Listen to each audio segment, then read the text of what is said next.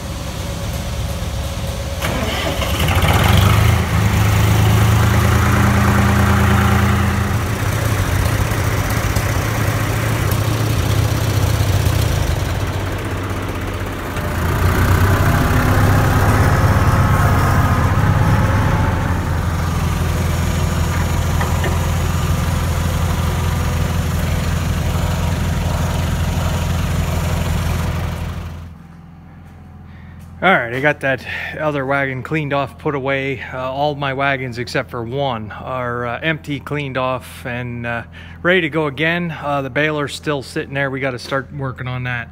Done with the sprayer for a while. It's been power washed and cleaned off real nice. Let's see. A couple other things yet.